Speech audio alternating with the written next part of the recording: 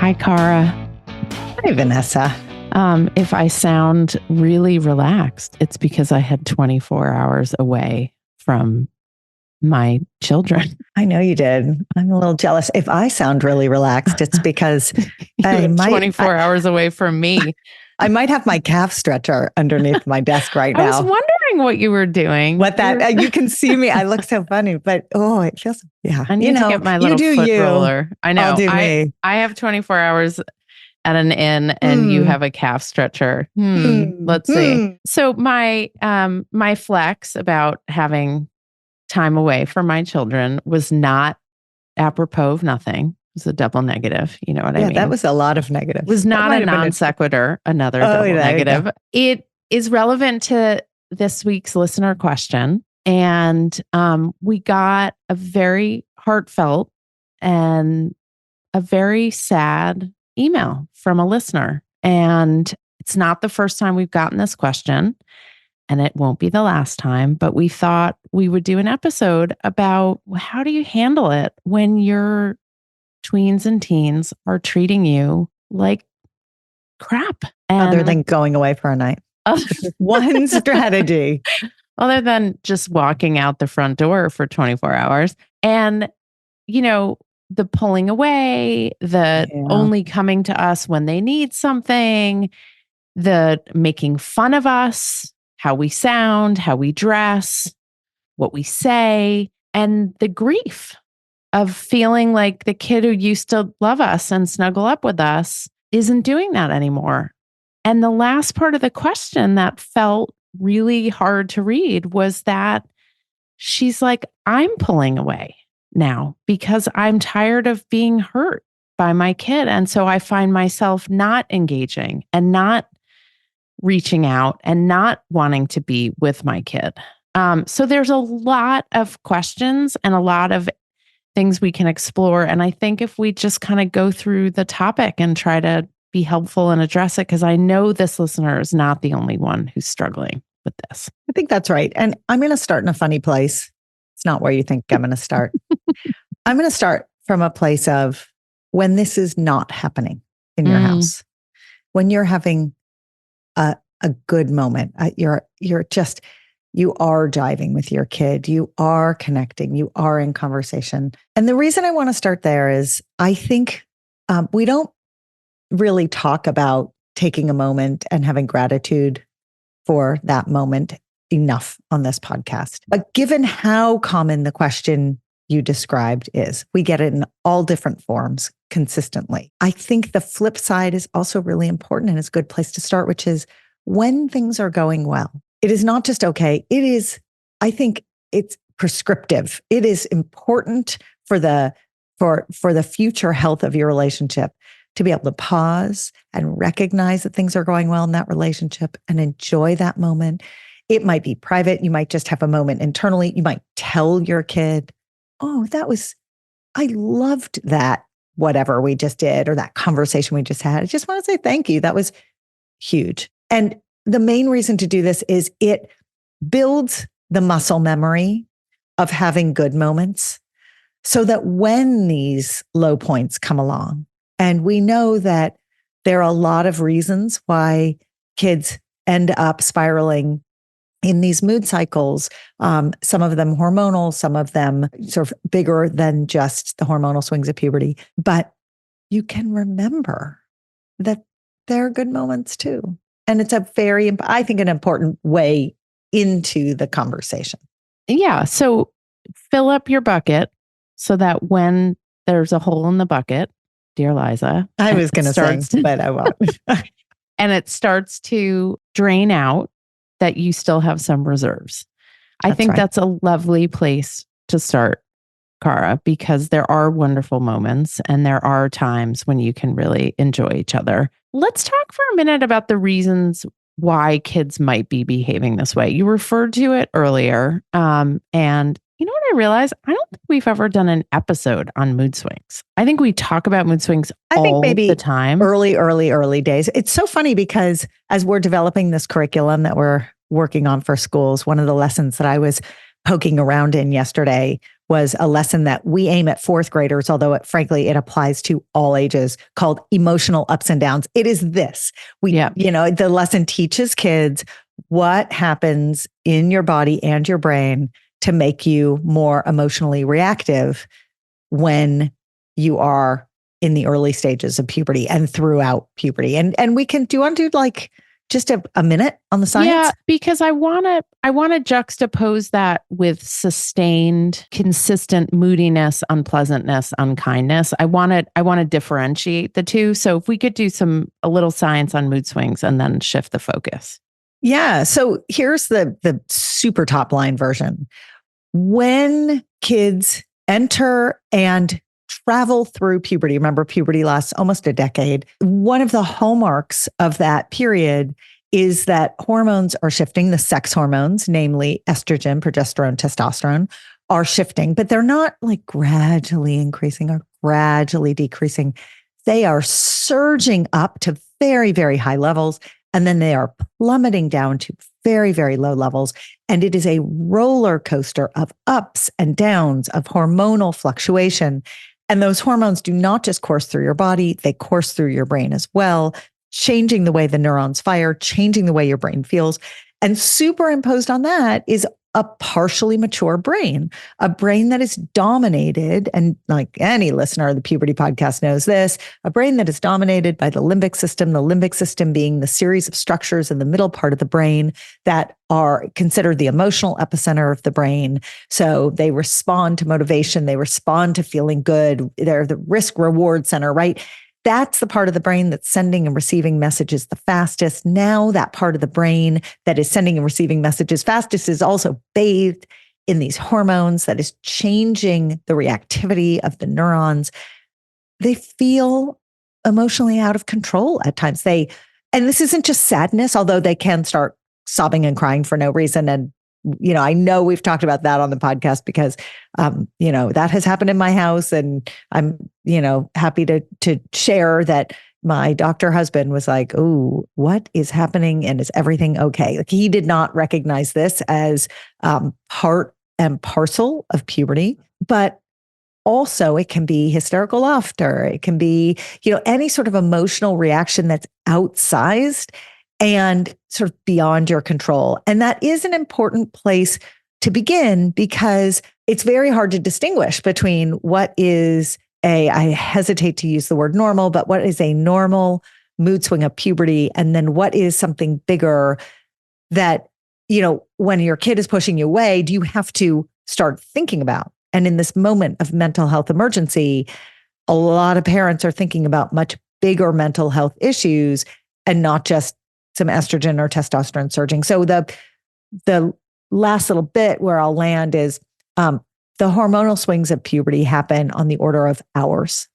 And so you should not see sustained mood highs and lows if what's happening to these hormones is shifting, not necessarily hour by hour, but on sort of an hourly metric, not days or weeks or months. Your estrogen goes up for a few hours, then crashes down, then goes up. And so that's the cadence that you should be seeing when you have a child who's emotionally overreactive and it's just their hormones. Right. So it's like a tornado tearing through your house, leaving, broken chairs and tables in its wake. And then the kid comes back in and the storm has calmed. And then we're not going to spend this episode talking about this. That's a different thing than a kid for weeks or months being hostile, unkind, angry, withdrawn. And again, the mental health of it all is another topic. And we've talked to Lisa D'Amour about this, and we've talked to Tina Payne Bryson about this, and we've talked to Eliza Pressman about it, right? That is not the topic we're talking about. We're talking about what in another era would have been called like attitude, right? Like sustained drama. Adolescent attitude, drama. I'm trying to think of all the like dismissive sassiness. Terms. Right. Oh, she's so sassy. I was like, oh my God, I can't like the number of times I was probably called sassy. One of my kids pulled out that term the other day. I was like, oh my God, that's a throwback. So let's go back. So now we understand what mood swings look like. This, listeners. And can I just put a little asterisk? It is possible that a mental health issue presents in this way. So that's what I want to referred. Yeah, that's why you were referring back to all these mental health experts that we've had on. It is important to go back and listen to their episodes, because this is not to say that if your child has a mood swing that lasts only a couple of hours, you're in the clear and everything's fine and you can, so there's a lot of information on those episodes that will help you. Right. So for example, Lisa D'Amour will talk about how anxiety in an adolescent can actually look a lot like irritability and anger. Yes. And so again, refer back to those. But I want this episode to be more about how do we set boundaries and limits with kids who we know are in the process of individuating from us, of pulling away and then coming back for connection, of trying to establish themselves as, with their own identities, letting them do all of that and not letting them dump on us or treat us unkindly or be cruel, as we know teenagers can be, and making space for the parts of their behavior that we know are developmentally appropriate, right? The mantra from the book, this is developmentally appropriate. This is developmentally appropriate. And also saying, hey, you can't treat me this way. And so I think we can walk through, I think, a few scenarios, because some of them are funny and easier to repair, and some of them are harder and more complicated. But I want to say from the outset that what you've described, which is completely common, right, when kids dump on us, has to be also seen through the lens of they're dumping on us, which means we're the safe person for them to dump on. And it doesn't make it okay, especially when they're unkind, when they dump on us. But I think when you see it through that lens, there's more space to give them grace, if you will. And it makes you as the caretaker feel a little bit better when you recognize what's going on. So there's that piece that I think one must hold in their mind when it's happening. It dawns on me, Vanessa, that you list all of these colleagues we have who we adore, who have been on this podcast, who we quote all the time, who we love. What makes us different, our sort of defining feature, if you will, is that we are not psychologists. We come at this from the perspective of the biology and physiology of what is happening through this stage of life. And we layer that onto stories we hear, the questions we get, and the life experiences that people share with us. And so we're going to give you some scenarios and, cross-reference them with some of these other podcasts that we love and adore, and cobble together the advice, knowing you get a little more biology and basic science here, and you can understand what's happening in the brain. You can understand what's happening with hormones. You get a little bit more psychology from over there. And there's a way to take all of this advice, which I think is all really good advice. There's a lot of bad advice in the world. I think this is all really good advice, and cherry pick what is most useful for you and the way of thinking about it. So I want to frame this as let's go through this, but we're going to lean into our superpower, if you will.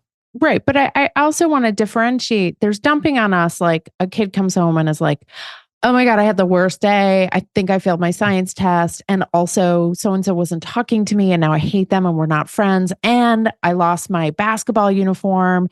And it was so embarrassing because I had to wear these super tight shorts and I have my period, right. So there's that dumping. And then there's the kid which doesn't feel bad generally. Right. Well, you're worried and oh God, they're in a fight with their friend. Worried. And did people see them? And that it yes. And did they actually fail their test? But it's not mean. But it's not mean. And then there's the kid who comes home and was like, what are you wearing? You look so ugly today. And why are you even talking to me right now? I don't want you to talk to me. I have stuff to do. And why are you always following me around the house? Like, can you just give me some space? I'm like, no, I don't want to eat dinner with you. Like, you're so annoying. Why would I want to sit with you? And like, or I hate you. Or I hate you. I hate you. Or you're an asshole. Or you're stupid. Right? Like, yes. And the funny thing about that very painful litany of comments is that the flip side of that behavior, which is teenagers like brutal honesty, can also be like wonderfully enlightening and insightful and hilarious when it's not aimed cruelly at you, right? Like if they're like, oh my God, we saw this thing on the street and it was so funny. And this, like, so I think separating two kinds of dumping. Wait, before you interrupt me, I'm just going to finish the point. Okay. I'm listening. So there's the two kinds of dumping. One is like, you're my safe place. I'm letting this off my chest. The other is mean. But what I want us to do is think about, where does that meanness come from? Because my belief is that a person who's feeling good about themselves, it's much easier for that person to be kind to other people. And a person who's not feeling so great about themselves will often be unkind to others because of how they're feeling in themselves. Okay, go, Cara. I'm so proud of myself for holding this thought while you said all that. Because it's related to that, which is I want to set one more ground rule for how you go into these scenarios. And that is, be mindful of how the other people living in the house, or the other people, the other adults in the situation, how they factor into this dynamic. Because there are really three ways they can factor in. They can either be Switzerland and never take a side and be like, I'm out. They can be on sort of, and I hate to say make it sides, but they can be on your side. They can be protective of you, which can make the kid feel more defensive and speaks exactly to what you were just describing. Or, and this I see a lot, they can immediately swoop in and defend the kid, sometimes because they see the kid as a little bit in need of defense, and sometimes because they are so afraid of losing. Maybe they're the favored parent right then. They're not getting dumped on, right? Because we've talked about this a lot. Like that role trades off a lot among adult caretakers in a house, and they want to hold on to that role. What do? They come in as the superhero, and how that other adult or those other adults in the house interact in the dynamic really affects the way you are going to respond. So we're going to talk about this a little bit, just like you and the kid, but let's not forget that how that other adult or those other adults behave is a layer. And it's actually a very big layer. And if there are other kids in the house, how this person is treating the other kids in the house. That's right. Or if the other kids in the house are mimicking the behavior of this person, making you feel not just one kid is dumping on you in a cruel way, but more than one kid is dumping you. And then you're alone. And I want to add a final variable, which is if you are parenting on your own and you don't have a co-parent in your house and just feeling absolutely trapped as the only one. I mean, as my kids, which is a huge issue. It's a huge issue. And we got this question a lot on the road from parents who felt really disconnected from their kids and really struggling to reach their kids. And maybe we even start there, Cara, because the answer to that one was actually, in this particular case, almost the simplest. And one of our listeners in the audience came up to us during the book signing and said, I've actually deputized my best friend to be the trusted adult while my kid currently doesn't want me to be the trusted adult. And so that was the answer in that case, with a single parent who was totally disconnected from her kid, who was dealing with this very unhappy, aggressive behavior. And luckily, she had cultivated a relationship between her kid and this other adult, and that person became the trusted adult. And I think that skill can be used in a home where there's more than one adult too, because what it does is it reassigns the role of the other adult, not to be the savior of one or the savior of the other, but instead to play the role of the sounding board and the advisor and the limit setter. So that, because we all know that whether it's someone who's living in your house or someone who's outside of your house, kids need that person. And if they're butting up against you and that person doesn't exist in your house, being able to pick a best friend to deputize to is the biggest gift in the world. And if there is someone else living in the house, you can do the same thing. I've actually done that. I've had little windows with my kids where it's not so much, we're not confrontational people, which is actually not a great thing. Like we're, sort of, I think there's a lot of healthiness about being able to fight in a healthy way and to get your feelings out in a healthy way. We tend to be not confrontational people in my house. That has manifest in like a different type of sort of communication block occasionally from time to time. And whether it's me or my husband, we will literally deputize the other person to be the go-to parent. But for those single parents out there, and we get this question, what's interesting, Vanessa, is I would say the majority of time they come and people are identifying as a single parent by choice. And what I find interesting about that is what they're saying to us in that sentence is, I chose this, so I feel like I have no right to complain. Yes, you have every right to have every feeling that every other parent is having. And so when you don't, whether you're single by choice or single not by choice, for sure that advice that came from that audience member is gold. Single parent, not single unpartnered, single. Correct. Thank you for clarifying.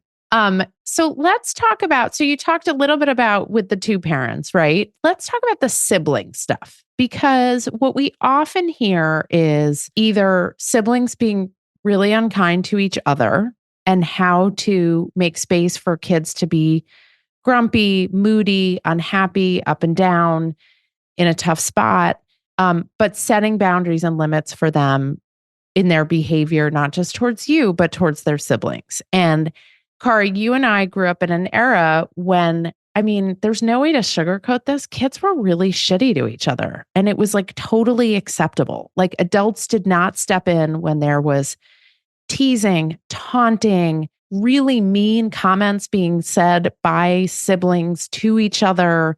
Not to mention like siblings beating the crap out of each other. It was the 70s and 80s where like parents apparently like took a decade-long break to like drink their Tab and smoke their Virginia Slims. I don't know. I don't think Tab or Virginia Slims is going to advertise on this podcast now. Just luckily, they would be on our blocked list of potential advertisers. But so I think about how do we set boundaries? And I was actually talking to someone recently about their family text group. It wasn't even like around the dinner table, but how they treated each other in the text group.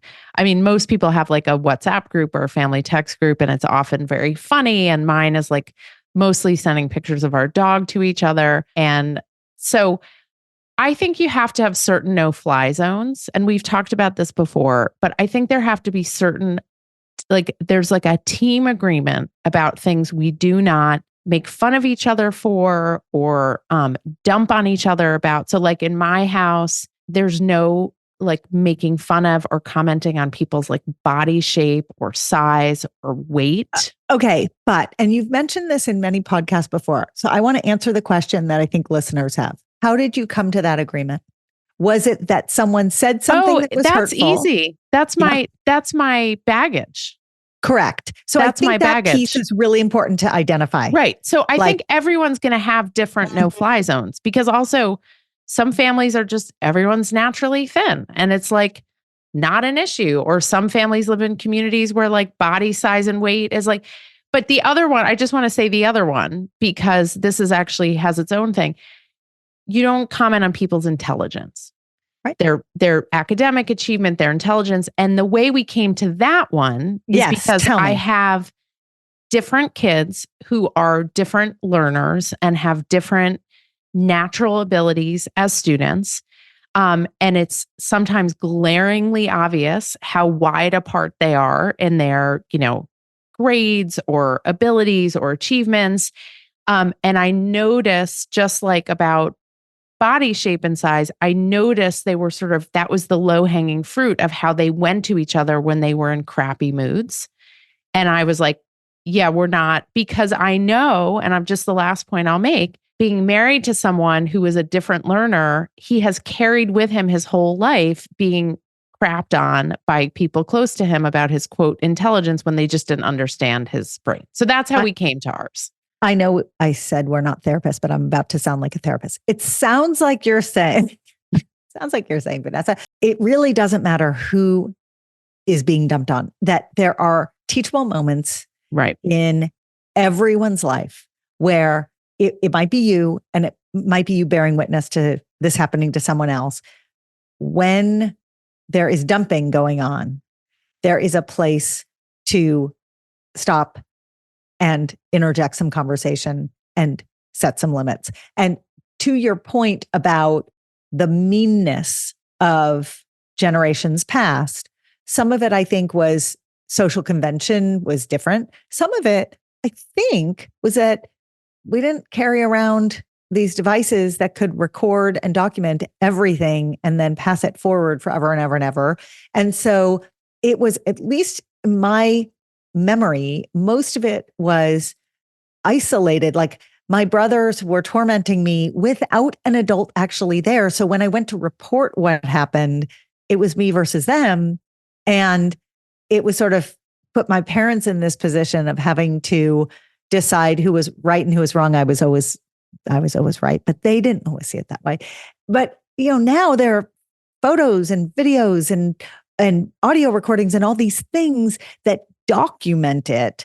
And I do think that, there are a lot of pros and cons about tech, but this has driven the adults in kids' lives to step into certainly formal bullying in a much more proactive way. So I think that's a big net positive of these devices, is that it has sort of forced the adults in kids' lives to step in and say, oh no, this is not okay. And I think what you're doing is applying that same lesson and limit to watching the dumping, not necessarily bullying, but dumping that happens when you see it among your kids. And I think that's a great tip, which is it just doesn't always have to be you being the victim when they're dumping on you, but when you see it elsewhere in your house. You create a culture of what's acceptable and what's not, and there are boundaries and limits. And it takes us to the Eliza Pressman advice that we love so much,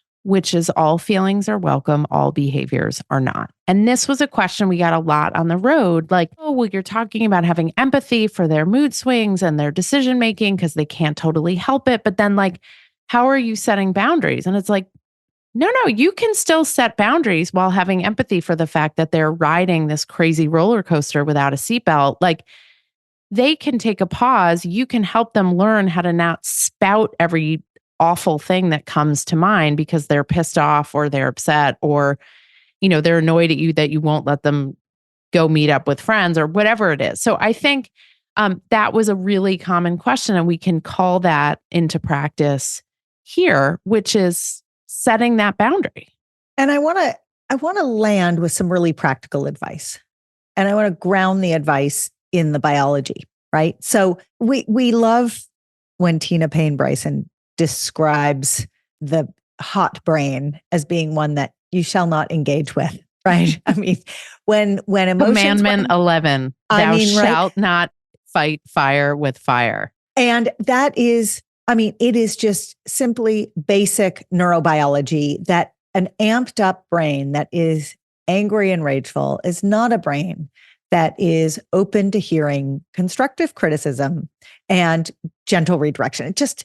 That brain needs to cool, and that brain needs to calm down before you do your life shift of this is going to be the new set of limits. And this is how we're going to, right? So there's what to do in the heat of the moment, and there's what to do once things have cooled down. And I'll start with what to do when things have cooled down, because this is my favorite. And I think you're particularly talented at what to do in the heat of the moment. When things have calmed down, grab a moment of ease. You got to go get a snack, take a dog walk, do whatever. and reflect on what happened. Hey, I don't want to relive the yada, yada, yada that happened yesterday, but I do want to talk about it because it didn't feel good for me and it couldn't have felt good for you. So let's talk, at which point you zip it.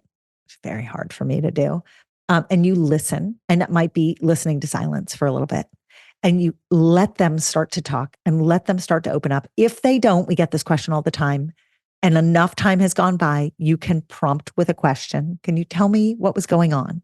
I'm curious to understand, was there something more that happened in your day? However you can get to it, as avoiding yes, no questions as much as possible. But then when things are quiet and calm, you can go, okay, it's not okay to say those things to me. It feels terrible. And it's not okay for me to say those things to you because maybe you said something in the heat of the moment too. So like in the moment of calm, I encourage you to take the opportunity to then reset the limits and shift the path a little bit. And they may say to you, like, I don't care. Like, I don't care how you feel. Like, go away, right? They may not be open to listening, but what you've done for them is you've modeled what it's like when someone treats you poorly and how to stand up for yourself. That's right. And you're putting that on record, and it may feel like you're a broken record, and it may feel like they don't hear anything you said, but trust me, that is going in the vault with other things that you said. So what do you do in the heat of the moment? And I want to get back to this parent's question about withdrawing. So in the heat of the moment, it's very normal. It's actually great to withdraw in that moment and not engage, right? We're not fighting fire with fire. We're going to say, you know what? I'm going to take a minute. You're like really in it right now. I don't want to say something I'm going to regret. I'm going to go to my room. I'm going to read for a little bit. You can come find me when you're ready to talk, right? So like literally remove yourself from the situation. However, removing yourself from the situation permanently tells that kid like, hey, you behave this way. I can't handle your behavior. Therefore, I'm going to step away and I'm not going to come back. And what these kids need to know is that we are there. We love them unconditionally. We're going to stand up for ourselves. We're going to set limits. We're going to make it clear what behavior is okay and not okay, but we are not going anywhere. And in this case, we have to be the adults. We have to grow thick skin because they need us to be there for them when they're little shits and when they're amazing and at every moment in between, because it may feel like they don't want us around and they don't care about us, but God, do they need us during these years? And we have to prove over and over again that we will be there.